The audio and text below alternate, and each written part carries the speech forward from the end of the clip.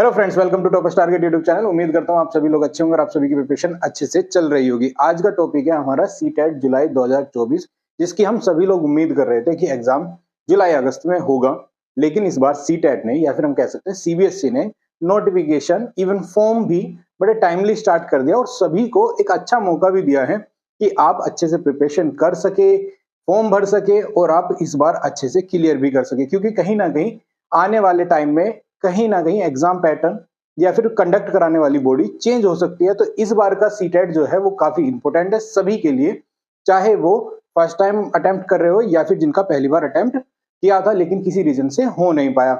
बाकी अगर आप देना चाहते हैं, पहले भी क्लियर है और आप दोबारा भी देना चाहते हैं तो आप वो भी दे सकते हैं।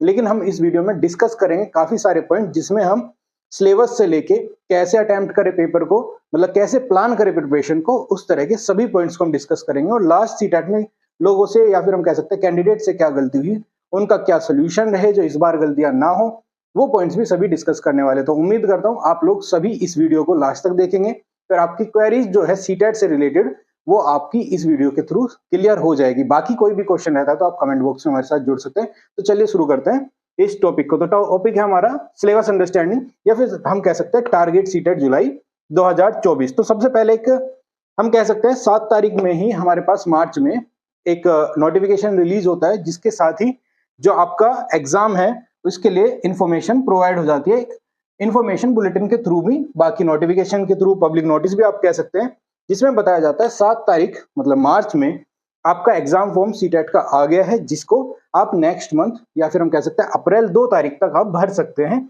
जिसकी लास्ट डेट जो है आपकी 2 अप्रैल रहेगी। एग्जाम अपडेट मतलब आप कह सकते हैं लास्ट डेट अपडेट रहने की चांस हमेशा होती है, ये ऐसा नहीं है कि ना बढ़े, लेकिन फिर भी आप लोग जितना जल्दी भरेंगे उतना बेस्ट है। रीजन क्या होता है कि लास्ट डेज में सर्वर इश्यूज देखे जाते हैं, तो जिसकी वजह से अगर एग्जाम डेट मतलब जो आपका लास्ट डेट है अगर एक्सटेंड नहीं होती तो ऐसे केसेस में क्या होता है कई बार कैंडिडेट्स फॉर्म नहीं भर पाते। तो जितना हो सके जल्दी भरिए, बेटर रहेगा। उसके बाद बताया गया कि जो आपका एग्जाम है वो 7 जुलाई को होगा।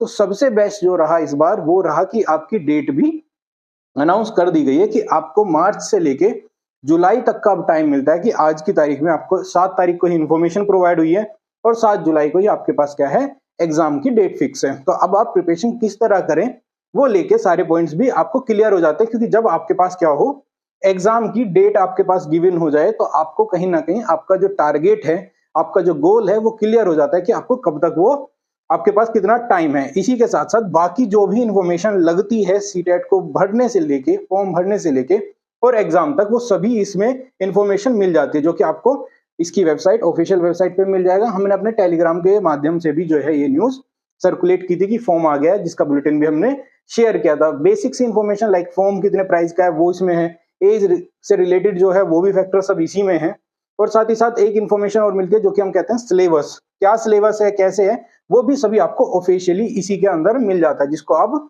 अच्छा डिटेल में देखना चाहे तो देख सकते हैं। बाकी हाईलाइटेड जो पॉइंट्स हैं वो हम बताने वाले हैं, बाकी जो पॉइंट्स मैंने इंट्रो में बताए वो भी हम डिस्कस करेंगे इसी वीडियो में। तो जैसे लास्ट टाइम पेपर क्या हुआ, आपका पेपर जो 2 था वो पहली शिफ्ट में हुआ और पेपर 1 है जो क्या हुआ सेकंड शिफ्ट में हुआ। सेम इस बार भी वही रहेगा, टाइमिंग्स क्या है वो सभी मेंशन है, और देन बात आ जाती है सिलेबस वगैरह की। तो पूरी इंफॉर्मेशन आपको इस बुलेटिन में मिल जाती है, कितनी लैंग्वेज है, कौन सी लैंग्वेज ले सकते हैं, कैसे डिवाइडेशन है।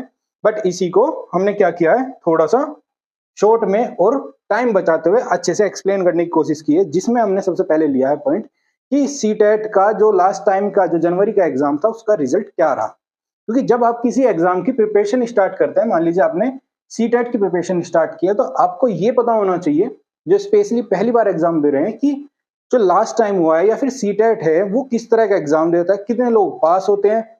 ये अगर उनको नहीं पता तो उनको ये समझ में कभी नहीं आएगा कि क्या डिफिकल्टी लेवल रहने वाला है, किस तरह वो प्रिपेयर करे। तो जो लास्ट ईयर का या सॉरी लास्ट टाइम का जो एग्जाम था जो कि जनवरी में हुआ, जिसका रिजल्ट आया, सब कुछ हुआ, उसकी परसेंटेज अगर हम देखें पासिंग की, तो जिन जिन कैंडिडेट्स ने एग्जाम दिया उसका पेपर 1 में लगभग 16% लोग ही पास हो पाए। मतलब सीधा सीधा सा है कि 100 लोगों ने अगर एग्जाम दिया था, मात्र 16% लोग ही पास हुए थे। तो आप समझ सकते हैं कि पेपर की डिफिकल्टी या फिर हम कह सकते हैं क्वालिटी ऑफ एजुकेशन कितना वेरिएंट हो चुका है, कितना वेरी कर चुका है आज की डेट में, कि एग्जाम में 100 में से 16 ही कैंडिडेट पास हो रहे हैं, वो भी सिर्फ एक ऐसे एग्जाम के लिए जिससे जॉब डायरेक्टली नहीं मिलती। सिर्फ आपको क्या कहते हैं, हम इससे आप एलिजिबिलिटी टेस्ट कहते हैं, उसी में इतना कैंडिडेट जो फेल हो जा रहा है। तो आप देख सकते हैं 7.5% अप्रोक्सीमेट जो रहा आपका वो पेपर 2 का रिजल्ट रहा। जिन कैंडिडेट ने एग्जाम दिया था 100 में से सिर्फ 7.5 ही कैंडिडेट पास हो पाए, जो कि अराउंड आपका 23 लाख कैंडिडेट थे जिन्होंने एग्जाम दिया पेपर 1 पेपर 2 को मिला के, जिसमें से लगभग 2,38,000 या फिर आप कह सकते हैं 39,000 कैंडिडेट ही पास हुए, जो कि परसेंटेज आपका नियरली 10%, 10 प्लस हम कह सकते हैं, वो आपकी परसेंटेज रही। तो आप खुद आइडिया लगा के देखिए कि रिजल्ट जब इतना खराब है, अपने आप में इसको खराब ही कहेंगे जिसको हम प्राइमरी और जूनियर लेवल के लिए देखते हैं, जबकि कैंडिडेट जो है वो अपने आप में ग्रेजुएट तो मिनिमम है, कुछ लोग ऐसे भी है जो पोस्ट ग्रेजुएट भी हो चुके, चाहे पीजी भी किए उन्होंने, या फिर आप कह सकते हैं पीएचडी तक का कैंडिडेट भी अप्लाई कर सकता है बाया वो अपने डिग्री डिप्लोमा की हेल्प से, एजुकेशन डिग्री डिप्लोमा की हेल्प से। तो ऐसे कैंडिडेट्स जो अपने आप में मास्टर्स करते हैं, ग्रेजुएशन करते हैं, और वो प्राइमरी के लिए जो एग्जाम होता है, जो प्राइमरी टीचर के लिए एग्जाम होता है, या फिर हम कह सकते हैं जूनियर के लिए एग्जाम हो रहा है, टीजीटी लेवल पे आप कहते हैं, ऐसे एग्जाम्स के लिए सिर्फ एलिजिबिलिटी टेस्ट के लिए, जिसमें मैथ बेसिक आना है, पेपर 1 अगर हम कहें तो बड़ा बेसिक आता है, हिंदी इंग्लिश है आपके पास, पैसेज आते हैं, ऐसी चीज इतने इजीली जो आप कर सकते हैं, उस एग्जाम में भी मात्र 10-11% आपका रिजल्ट है। अब कोई आएगा कहेगा कि भाई ये तो था आपका लास्ट का जो इस बार हुआ है, हो सकता है इस बार पेपर टफ आया, कोई भी रीजन रहा, तो इससे पहले का क्या रहा? तो इससे पहले भी जो आपका जो एग्जाम हुआ था जस्ट अगस्त में, तो जो सीटेट अगस्त 2023 था उसका भी रिजल्ट कोई इतना अच्छा नहीं था जिसको आप एग्जाम्पल लेके इस बार सोचे, क्योंकि उस बार भी जो रिजल्ट था पेपर 1 का लगभग 25% पास का रहा, और पेपर 2 का लगभग 8 या फिर हम कह सकते हैं 9% के आसपास रहा, जिसमें 23 लाख से ज्यादा पेपर 1 और पेपर 2 कैंडिडेट थे, और उसमें जो पास होने वाले थे लगभग 4 लाख स्टूडेंट्स पास हुए। तो आप खुद आइडिया लगा सकते हैं कि आपका 15-17% पे आपका सीटेट का जो अगस्त 2023 था वो निपट जाता है, और 10-11% पे आपका जो 2024 जो आपका जनवरी में एग्जाम हुआ था उसमें कैंडिडेट्स निकल जाता है। सिर्फ एक बेसिक सा एग्जाम जो आपको जॉब नहीं दे रहा, एलिजिबिलिटी है, उस एग्जाम्स की क्या कंडीशन हो चुकी है। और अगर ये भी हम साथ में समझे कि आपका एग्जाम कितना इंपॉर्टेंट है, क्योंकि वैसे ही कुछ ही स्टेट्स में आपको वैकेंसी देखने को मिल रही है,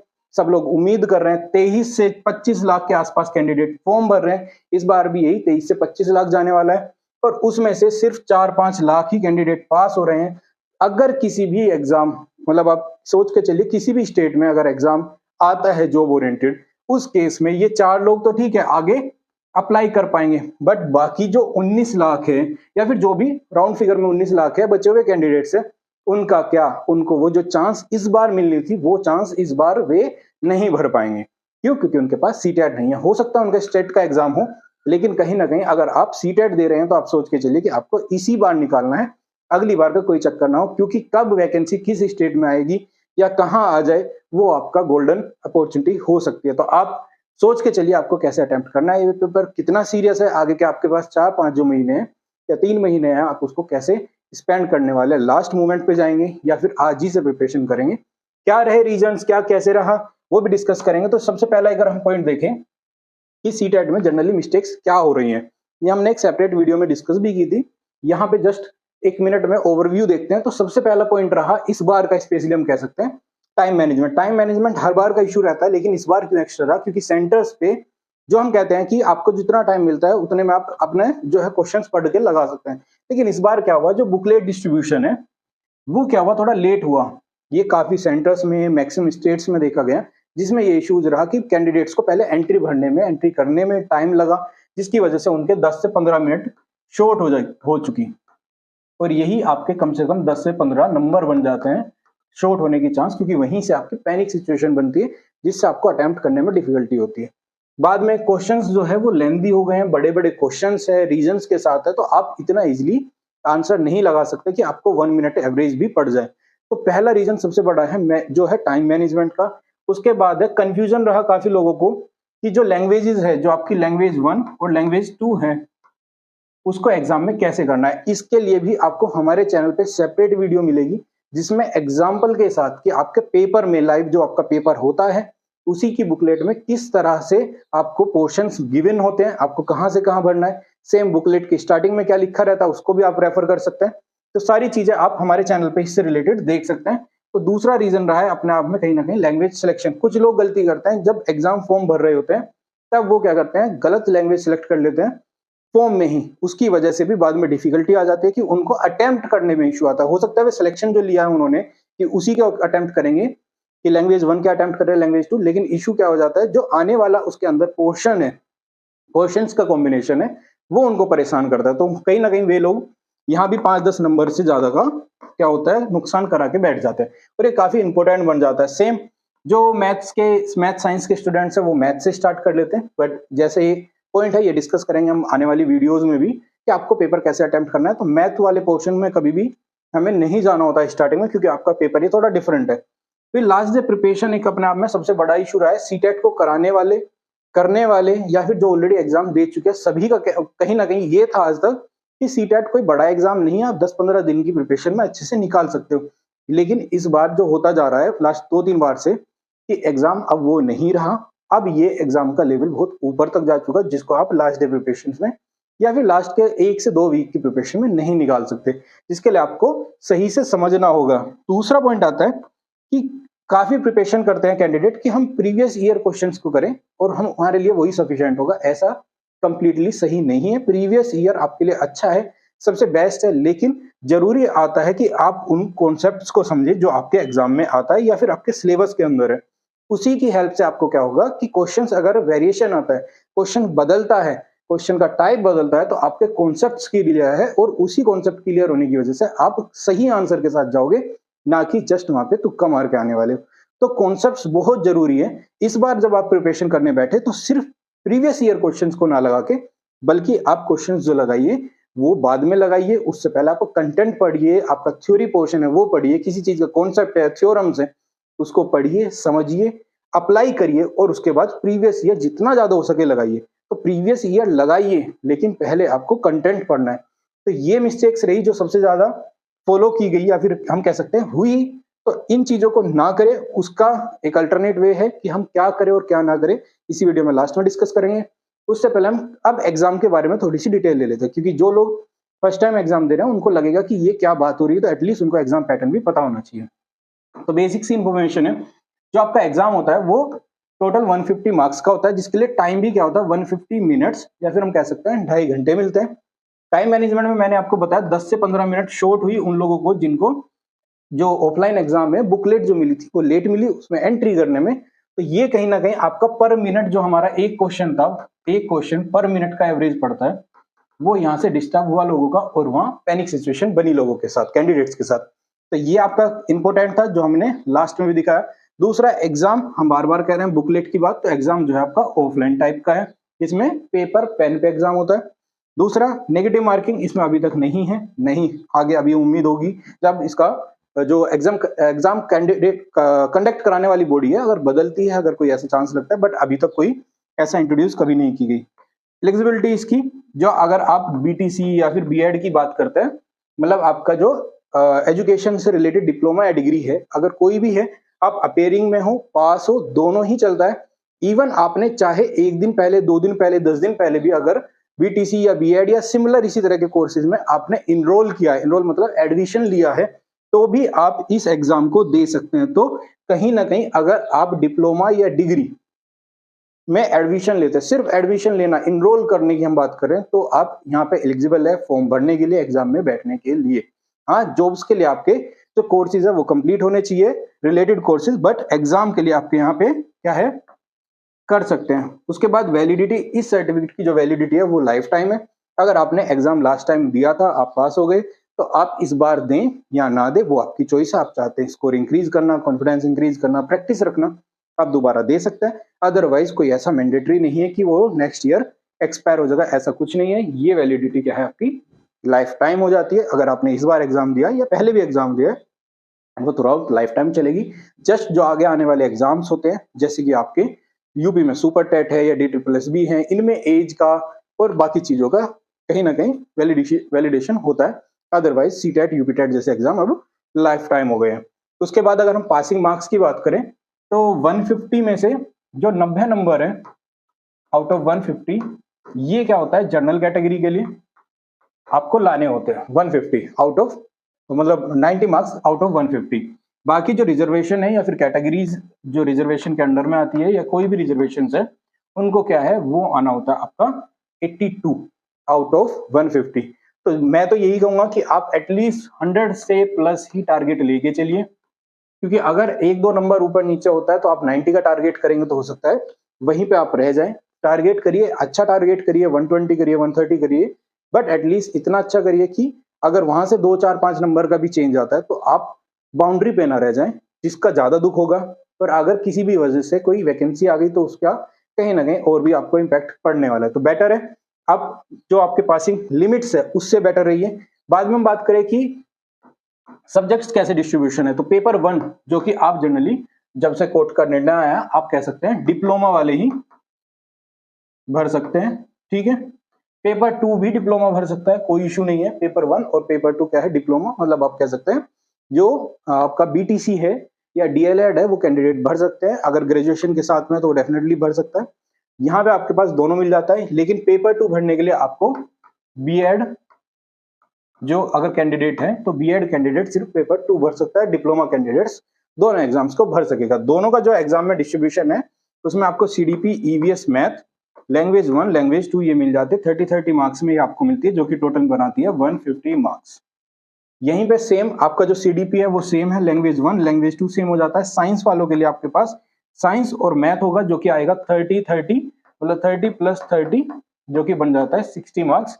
वहीं पर आपके पास जो नॉन साइंस ग्रुप है उनका 60 मार्क्स का डायरेक्टली एक ही जो होगा सेक्शन बनेगा जो कि 60 मार्क्स का आएगा। तो ये भी आपका बनाता है टोटल 150 मार्क्स। तो आपका ये जो है सब्जेक्ट है, यही सब्जेक्ट्स रहने। लैंग्वेज अपने आप में जो लैंग्वेज सीटेट ने दी हुई है सभी उन्हीं में से ले सकते हैं। तो उन लैंग्वेज में से आप पेपर 1 मतलब जो लैंग्वेज 1 और लैंग्वेज 2 ले सकते हैं। सेम लैंग्वेज आप सिलेक्ट नहीं कर सकते, दोनों लैंग्वेज 1 और लैंग्वेज 2 के लिए। अगर आपने लैंग्वेज 1 हिंदी ली है तो लैंग्वेज 2 आपको हिंदी के अलावा कोई लेनी है। अगर आप दोनों फॉर्म फिल करते हैं तो उस केस में आप लैंग्वेज 1 यहाँ पे और लैंग्वेज 1 यहाँ पे सेम रख सकते हैं, तब उसका कोई कंफ्यूजन नहीं है। बट अगर सेम पेपर की बात करें, पेपर 1 की बात करें, तो दोनों लैंग्वेज डिफरेंट होनी जरूरी है। जब आप पेपर 2 भरेंगे तो सेम जो आपने पेपर 1 में भरी है वो लैंग्वेज ले सकते हैं, उससे कोई इशू नहीं होगा। तो ये रहेगा आपका लैंग्वेज से रिलेटेड। अगर हम बात करें आगे कि इंपॉर्टेंट टॉपिक्स क्या बनते हैं, देखिए सबसे जरूरी ये बनता है कि आपका एग्जाम अगर स्टार्ट करें तो कैसे करना है। तो देखिए यहाँ पे जो एग्जाम्स का सीधा सीधा डिस्ट्रीब्यूशन बनता है वो 15 नंबर्स का हर सब्जेक्ट में बनेगा, कि आपका जो लैंग्वेज है वो भी और आपका जो पेडागोजी है, ईवीएस है, मैथ है या साइंस है, सभी 15+15 में ब्रेक होते हैं। पेपर 2 में मैथ 20+10 में, साइंस भी 20+10 में होगा, लेकिन ये 15-15 आप मान के चल सकते हैं, जिसमें आपका डायरेक्टली ये आता है कंटेंट का। इसका मतलब होता है आप जो सीडीपी में या फिर लैंग्वेज में मेन भाषा या शिक्षण शास्त्र जो भी सब्जेक्ट की बात करें, मैथ की करें, तो उसका जो बेसिक कंटेंट है, जैसे मैथ में क्वेश्चन है उसके वो आते हैं। वहीं पर जो आपका नेक्स्ट है 15 नंबर, उसमें आता है पेडागोजी, जिसको हम शिक्षण शास्त्र जानते हैं। तो ये दोनों क्या है आपके बनाते हैं टोटल 30 मार्क्स, ठीक है। ये बनाता है 30 का कॉम्बिनेशन। अब मैंने ये चीज डिवाइड क्योंकि उसका रीजन क्या आता है, जब आप बात करते हैं सीडीपी की तो ये कहीं ना कहीं टोटल जो हमारा कंसिडर कर सकता है, आप ये कर सकते हो पेडागोजी टाइप में, मतलब कहीं ना कहीं आपका चाइल्ड डेवलपमेंट पूरा ही जो आता है वो शिक्षण शास्त्र में ही है कि आप बच्चों को कैसे सिखाना, उससे रिलेटेड थ्योरम्स है, ये आपका कहीं ना कहीं पूरा पोर्शन बन जाता है। जिसमें लैंग्वेज 1 और लैंग्वेज 2 भी आपका क्या है 15 नंबर का पेडागोजी, 15 नंबर का कंटेंट, सेम 15 नंबर का पेडागोजी और 15 नंबर का कंटेंट, जो कि यहां से आपका 30 मार्क्स का फिर से क्या बनाता है पेडागोजी। सेम चीज ईवीएस में 15 नंबर की पेडागोजी और 15 नंबर का ही जो आपका कंटेंट। मैथ में भी क्या है आपकी मैथ से रिलेटेड पेडागोजी और जो आपका 15 नंबर का है वो कंटेंट है, जो कि यहां से आपकी फिर से बना देती है 30 नंबर। तो अगर आप सभी को जोड़ते हैं तो आपके पास कितना आ जाएगा, आपके पास कितना हुआ 1 2 3 4 5, ठीक है। तो 5 है, इन पांचों में अगर 15 आपके 30 ये हुए, 30 + 30 + 30 ये आपका बनता है 0 6 9।